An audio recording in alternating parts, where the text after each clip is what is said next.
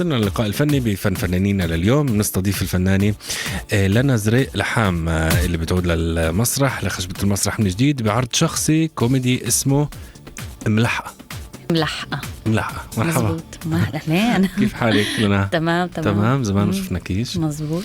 شو ملحقة ولا مش ملحقة؟ عم بحاول ألحق. أنا بصراحة ما تركتش المسرح ولا مرة. طبعا لما تجوزت وخلفت وقعدت مع البنت فترة، أنا ما توقفت عن المسرح. أنا كان في عندي عروض بس عروض عادية يعني اللي بالضبط عروض اللي كانت يعني وعم نعرضها لمدارس نعرضها لجمهور. بس كعمل جديد ما كانش في عندك عمل جديد صار لي حوالي سنتين. رشيل كان آخر إشي ولا؟ لا، كان في مش دافعين، إنتاج غير إنتاج، إخراج أيمن نحاس لداريو فو.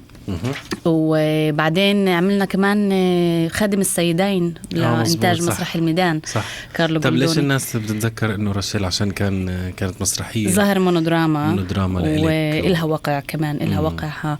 المسرحيات البقايا كانوا كوميديا وكان في عندي يعني دور فيهن اللي مش باسمك يعني زي رشيل. المسرحية مش ما تطبط باسمك. مزبوط. طب ملحقة ايش فكرة المسرحية؟ احكي لنا شوية تفاصيل اكتر. اوكي. ملحقة مسرحية مونودراما، هي كوميدية مستوحاة من حياة كل أم. مش بس من حياتي أنا كأم، طبعا في تجربة شخصية أكيد مرقت فيها. أنت شاركتي في الكتابة؟ أنا وأيمن نحاس اللي هو كمان مخرج ومنتج، إنتاج غير إنتاج. قعدنا ورشة 3 أشهر تقريبا. كان معنا كمان رازي نجار في البداية اللي أنطانا دفعة أولى هيك وأفكار وكملنا أنا وأيمن وعصرنا أدمغتنا. وطلع معنا نص اللي هو انجبرنا نقصقص كتير منه فيه، لأنه في كتير إيش الواحد يحكي كتير تجارب حياة الأم والأب كمان. إحنا بنقول الأم لأنه الأم أكتر يعني بتكون ممكن أنها تتواجد في البيت، ولكن هذا لا يجوز التعميم. اليوم صار شوي مختلف الوضع. صار في مساعدة أكيد. صارت في مرات الأم اللي تطلع تشتغل، الأب أكتر قاعد في البيت. هو بيهتم. يعني فيها هجوم على الرجال بالمسرحية، في هجوم على الرجال عشان نحضر حالنا ولا مش هذا القصد؟ طلع المسرحية كوميدية ففيها مواقف متطرفة شوي. يعني فيها هجوم كمان على النساء وكمان على الرجال يعني متساويين. لا، في منفرج شوي مواقف اللي هي شوي متطرفة لحد يعني مرات ممكن ما تصير معانا في الحقيقة. بس لما انت بتاخدها بتطرف انت بتفرجي وين الدائقة تبعتنا، وين احنا عن جد بحاجة لمساعدة، وين احنا عن جد بموقف ضعيف. واحنا مرات مثلا زي اي مواقف بتتعرض للأم او المرأة اللي بتربي أولاد في البيت. بدنا نلحق على كل إشي على كل إشي، وبدنا نطلع. أنت بتكوني محامية بالمسرحية مزبوط. صح؟ هي قصة محامية اسمها ريم، نقول بالثلاثينات، أول الثلاثينات من عمرها. عندها طفلة وبتستنى مولودها الجاي. زي حالتك إسا. زي حالتي. هي عندها ولد أرادي بنت كمان بنت. متزوجة عصام اللي هو مهندس مساحة، وعم بتحضر عيد ميلاد بنتها ومحضرة كل إشي جاهز وكل شي تمام وماشي معها ونهار رايق. وفجأة بصير في عوائق ومفاجآت اللي بتفوتها لمحلات اللي بتجبر أن تطلع كل هاي المونولوجات اللي محبوسة جويتها وتشارك الجمهور فيها. من هناك تبلش الكوميديا. بالضبط. أدوارك الكوميدية مش كتيرة، ليش التوجه للكوميديا؟ خاصة أنه من بداياتك تميزتي بأدوار جادة.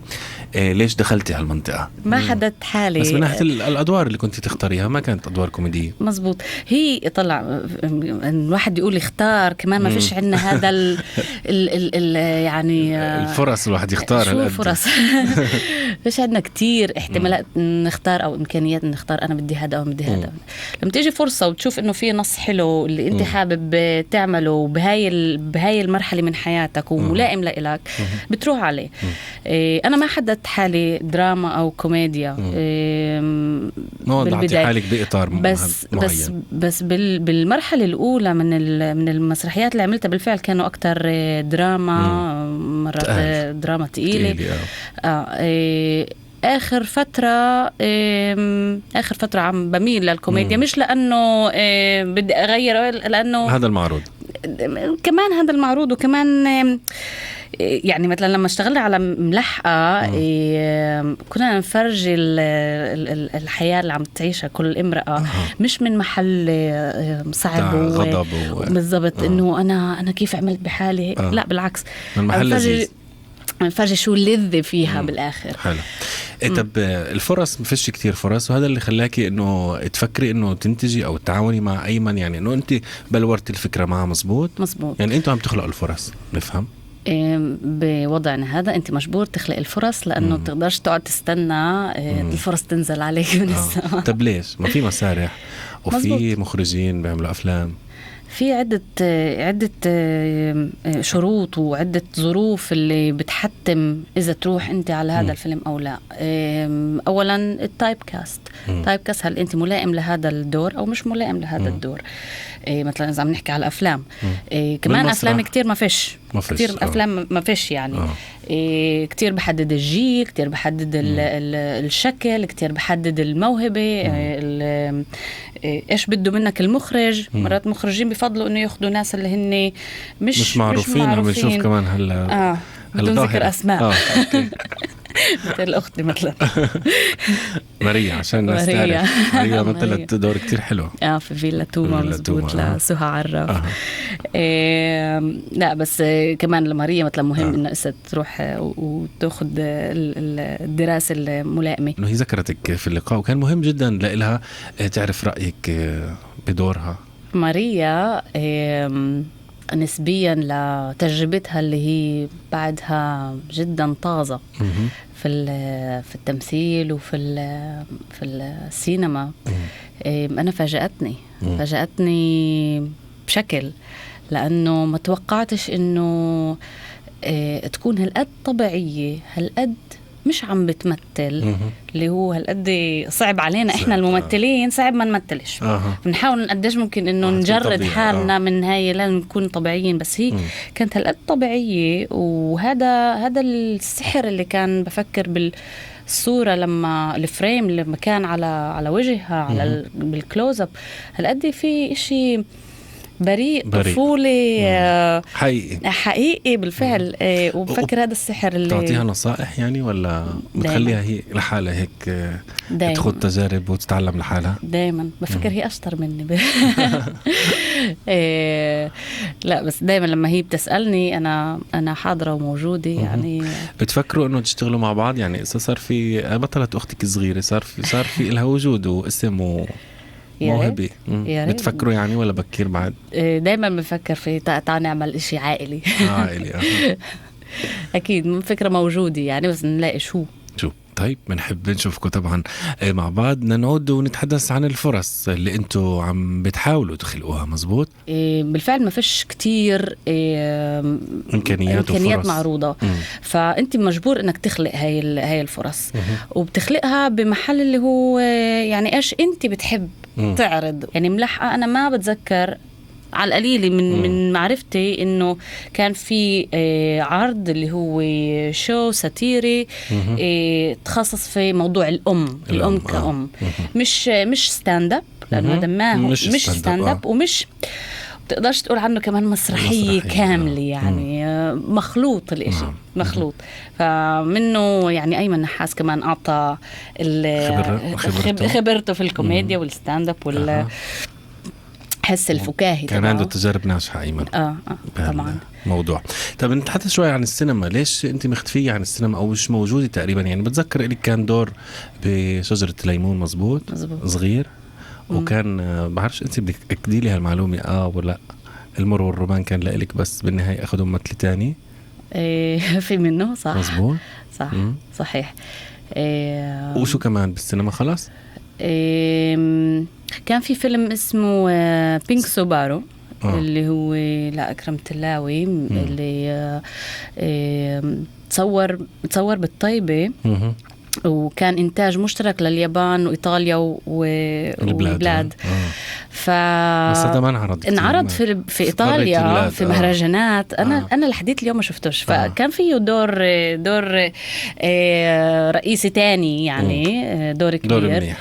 لأنا بتشوفي إنه السينما ما اكتشفت موهبتك أو إنه أنت مش كتير مطلوبة بالسينما؟ لا أنا كتير توجهوا لي لأوديشنات ولا وهذا، بس على الأغلب أنا كنت أرفض من عدة، أو الدور مش ملائم، أو الدور شفت فيه يعني ما بلائم شخصيتي، أو ما بدي أكون في هذا الإنتاج، أو المعنى تبع الفيلم ما بتطابق مع أفكارك أو مبادئ من جميعه، سياسية أو اجتماعية إلى آخره. بتشوفي حالك بالمسرح أكتر؟ ما بحب المسرح كتير. درستي أنت مسرح مزبوط؟ طبعا نعم. بالجامعة؟ بجامعة حيفا. درستي كمان مواضيع بعدين صح؟ عملتي ماجستير؟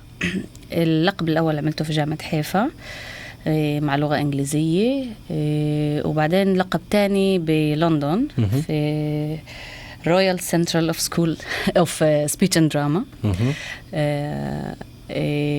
اتعلمت هناك حركة بسموها موفمنت دايركتور. وبتدربي يعني؟ بدرب كمان. يعني بس خلصت من لندن رجعت لهون وبلشت أشتغل في مسارح كمان مدربة للحركة. واليوم علمت كمان في جامعة حيفا لمدة 2 واليوم بعلم دار المعلمين كمان. ومبسوطة جدا إنه مبسوطة إنه أنت على المسرح وبنفس الوقت عم تساهمي في منح خبرتك للجيل الجديد. ممكن أنا بعدني بالجيل الجديد. مزبوط. الجيل الأصغر مني. الجيل الأصغر الأصغر.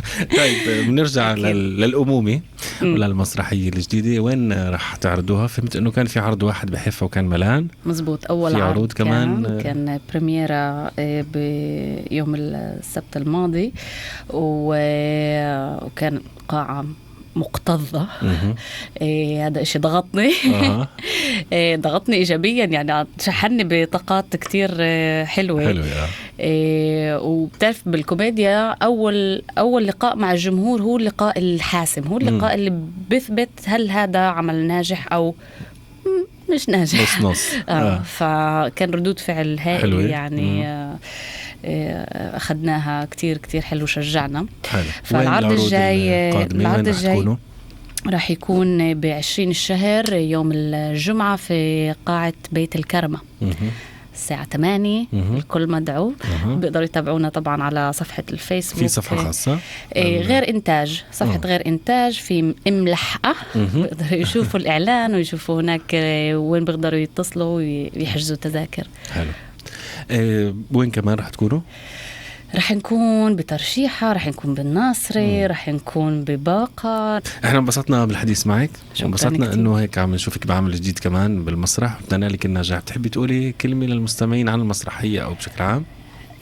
عن المسرحية ليش يجوا يحضروها؟ إذا بدي شوي رفعوا عن حالن ويشوفوا عن جد الأم شو بصير معها. أهلا وسهلا فيكم.